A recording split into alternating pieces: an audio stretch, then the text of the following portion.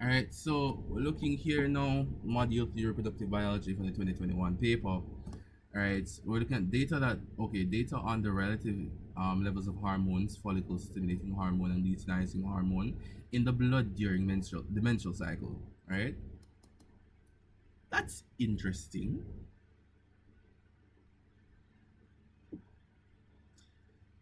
Before we even do anything with any graph or foolishness like that, describe this. Tell me at which day in this cycle does ovulation occur?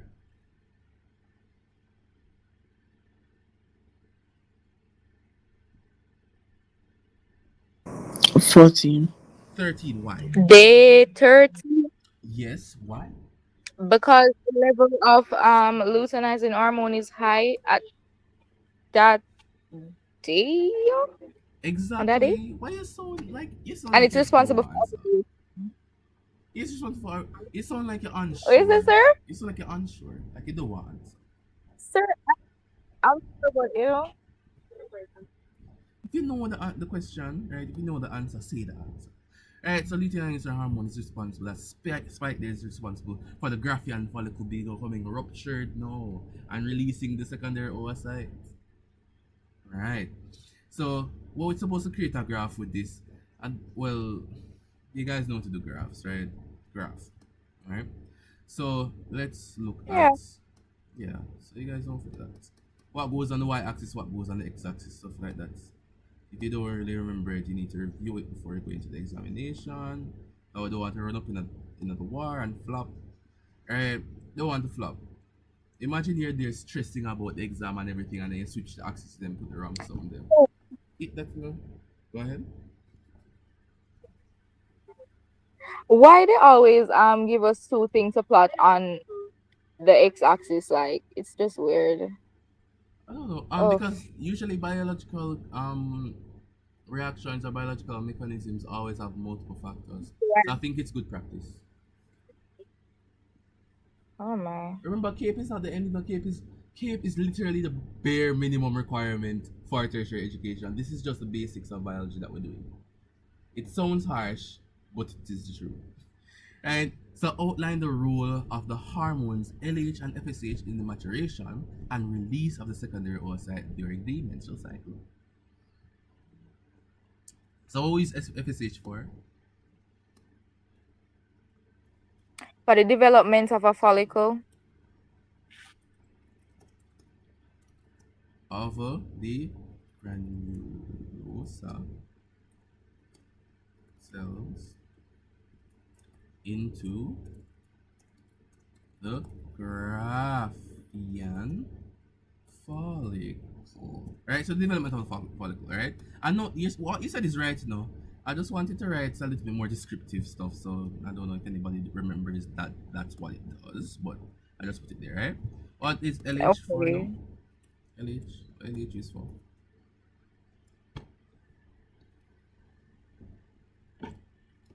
see some luteinizing hormone.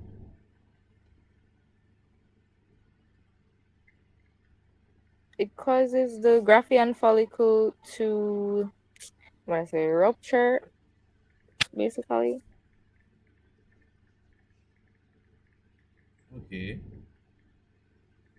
That's the only use that was for it? And otherwise, from ovulation to, yeah, I guess. Mm-hmm.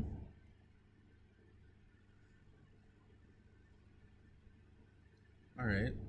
So the maturation typically occurs within the ovarian cycle, right? So luteinizing a hormone actually helps to stimulate the development as well. It helps to stimulating Pardon? yeah, it actually helps to stimulate development, right? And then when it spikes now, then ovulation. So it helps to speak. Oh, yeah, yeah. So it basically helps FSH. Why did I write HST? FSH, right? To well to stimulate development,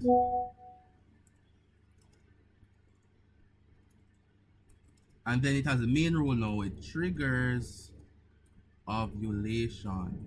Alright?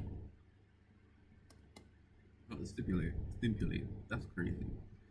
Stimulate. Alright, that's it. Following the release of the secondary oocyte, fertilization naturally occurs in the oviduct and the implementation of the blastocyst occurring in the uterus.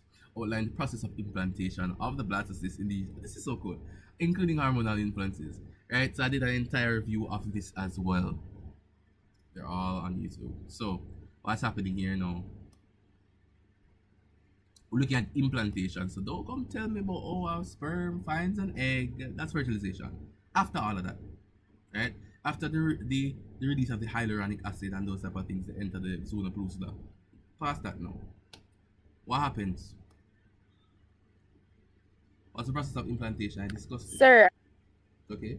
the trophoblast is gonna secrete some kind of enzyme to, what do I say, create this, I don't know, this shallow, what do I say, I don't really know if it's all indent, something like that, in the endometrium lining, and I think it will burrow into the endometrium lining or something like that. I don't know. Okay, what are the names of the steps? Um, the follicular phase, the luteal phase, and the menstruation phase. Well, not No, that's the med. necessarily. Sir, apposition, adhesion, invasion, and decidual reactions. Lovely. I love that, right? Okay, so we have apposition, right? So it's gonna transport itself to the uterus and you got apposition, right? And apposition is what?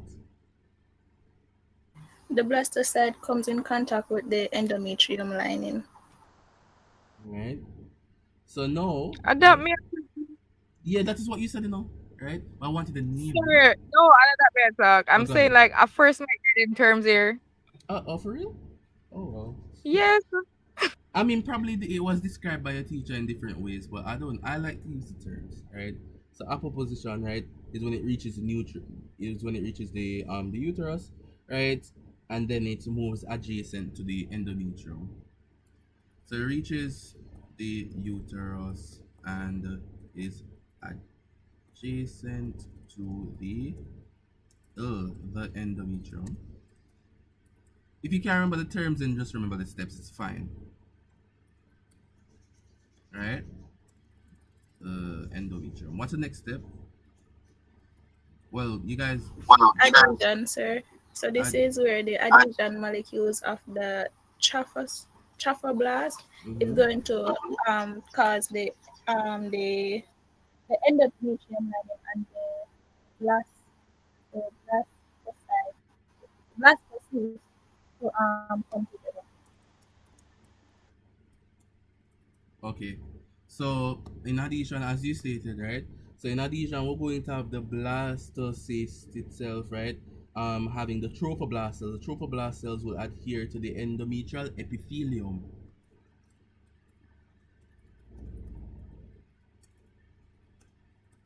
Right? So they adhere to the endometrial.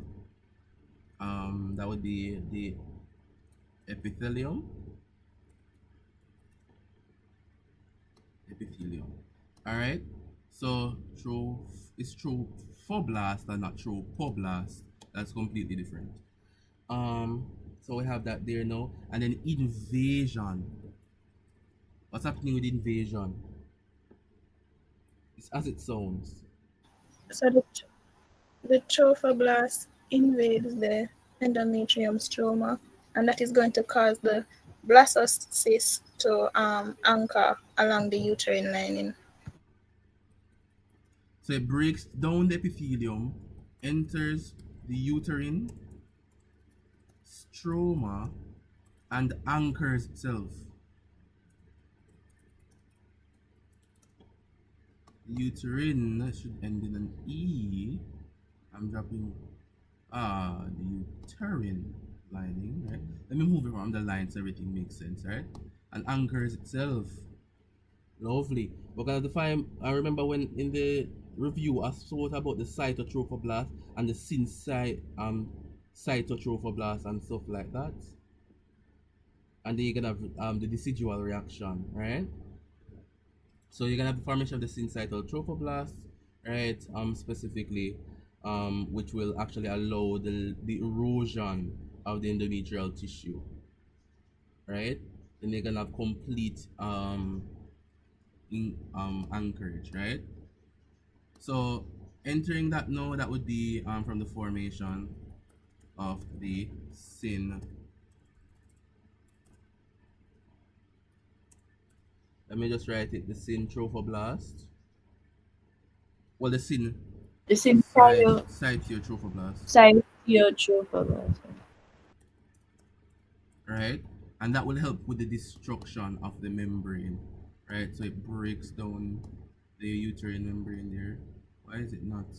It doesn't have any suggestions. It doesn't know the word. They already spelled properly, but it doesn't know the word. All right. So I have that there. I mean, just like how many of us don't know the word, right? And then it anchors itself, right?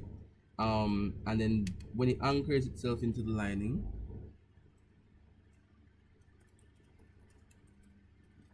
right? Then we have decidual reaction, right? So we have the decidua being created, right? So basically, the decidual reaction is the early stages of the placental formation.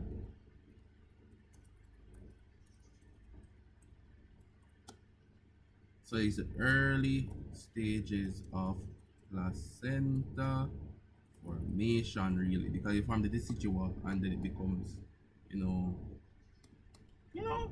starts creating placenta and thing. All right, 4 marks. All right. So apposition, adhesion, invasion, decidual reaction, 4 marks. All right, let's move on. Oh, look at this lovely diagram of the heart. It looks very lovely, doesn't it? All right, so we're looking at this ovary of the flower now, the genesium, all right, of the flower. And what do we say when something is protandrous?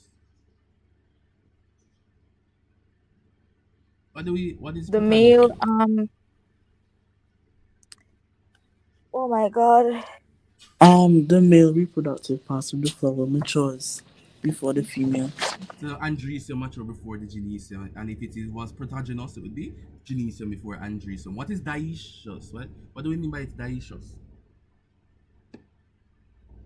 So the male and female reproductive parts are on 2 different plants? On 2 separate plants. So I have a male plant and a female plant. What do we call dichogamy? What is dichogamy? You guys need to go over the terms on male sterility and self-incompatibility, and go through those clistogamy, those terms. Plant reproduction. Alright, so I think you guys need to go over those terms. But let's go. Let's answer the question at hand. Right? State the change in each of the labeled structures A and B, and in figure 4 in relation to the development of the from floral to fruit tissues. Right? So what would B become? The uliform seed, right? Or let me put it down here actually. The seed, right? And A, the ovary itself, will form the fruit.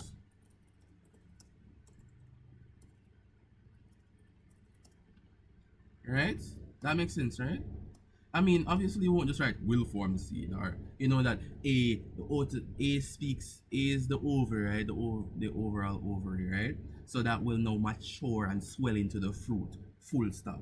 You have to make proper sentences in biology. And in B you're going to have the embryonic development and the development of the endosperm, and then it will eventually become the seed. Full stop. Alright? So we want to have full sentences. Alright? And then here now, discuss 3 advantages of asexual plant reproduction for agriculture. Include 1 limitation for each of the advantages discussed. Give me an advantage and let's speak about the disadvantage. Let's go. 1 advantage. Asexual plant reproduction for agriculture. So because they're already similar or have identical genetics to the parent plant, they're already adapted to the environment that they're going to be in. Okay, that means that they're already adapted. Reproduction is guaranteed because only one parent is required. to make offspring. Is guaranteed. Alright, any other ones?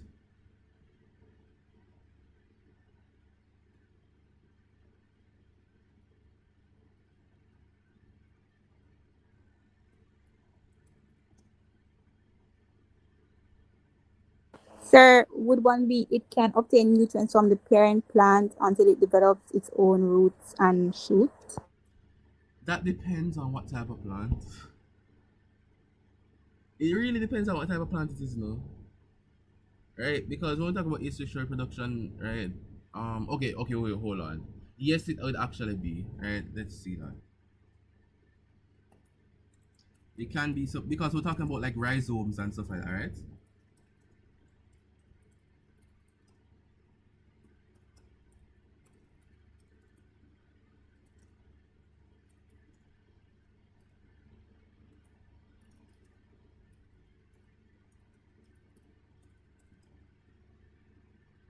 So the offspring can. Right, the thing is now we're talking about all the advantages, right? So we're gonna choose the best advantages now because we want one limitation for each advantage, right? So if they're already adapted, right, we have the continuation of the advantageous trait, right? What would be one limitation for agriculture, guys? They're more prone to mutations, sir. And since all of them identical, all of them are good. Okay, so if a mutation were to occur,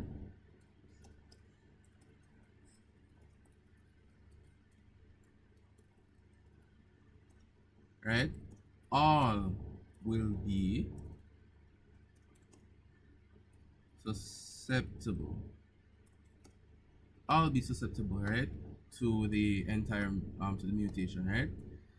In agriculture specifically, that is important. Also, if there's a change in environment, everything done, Do you guys remember the banana crisis? Well, I think that's Jamaican. That's specifically Jamaican, by the way. Repeat? I think the Grass Michelle banana. Yeah, the Brass Michelle banana crisis that The ended Grass Michelle. that ended the Jamaican banana industry.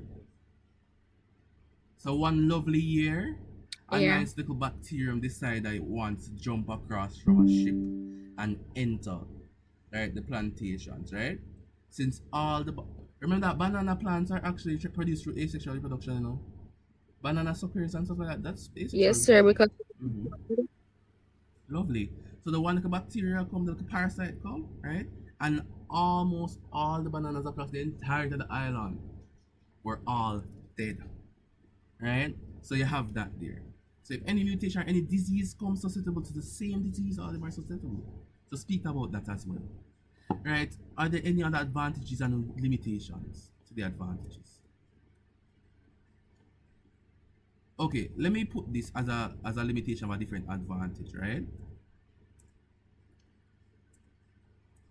So the same traits are preserved, right? That's an advantage, right? So it helps the traits that they use, whether or not through genetic engineering to either to provide the more specified plants, right? Go ahead. Can natural selection be incorporated also in this? Natural selection. I mean, Is it's it really asexual. traits? It's asexual though. So natural selection wouldn't come about unless there is sexual reproduction. Alright? If they have identical genetics though and they're already oh go ahead. Alright. So if they're already adapted to the environment, what would happen in the case of changing climates and environmental disasters? they'll all die. Yup. Alright. So if they're perfectly suited to a tropical environment, right, a tropical environment that is generally hot and humid, what happens when the climate of the Caribbean and the Latin American countries continue to get hotter What happens when droughts start to occur, right? They're used to specific availability of water and specific temperatures. What happens when the environment changes? In that case, they're only adapted to a specific environment. There are no varieties that will exist after environmental change. We must speak about that as a limitation, right? So the thing is now, I'm gonna erase the rest of the advantages. Now, what we need to do is find three advantages and disadvantages. If we can't find any limitation to some of the advantages, then we're gonna erase them. Right? So any other advantage that comes with a limitation? Go ahead. So for the one that says faster reproduction, it can lead to like overcrowding due to like it can lead to overcrowding, which will basically in the end lead to like competition between like the offsprings as well as the parents and their offsprings. because they're identical, basically, Territorial um and they're the same. they're generally the same. So you're gonna have overpopulation, increase in territorial competition. So competition for resources. And if you have that now, you're going to have the fact that if you keep on having these same plants within the same territory, you're gonna degrade the soil as the overpopulation competition drains soil resources, right? So you're gonna have that. So the soil is going to become less fertile, and you notice that we're going to need to be using more fertilizers, and those fertilizers can cause eutrophication, more water pollution, soil pollution, environmental degradation. Speak about these things in the agricultural industry, because agricultural industry does have a lot of flaws when it comes to their use of asexual reproduction. All right, so you guys can talk about these things, and I feel at rest knowing that you guys can handle any biology paper that comes at you, though. Right? That is the end of the 2021 paper.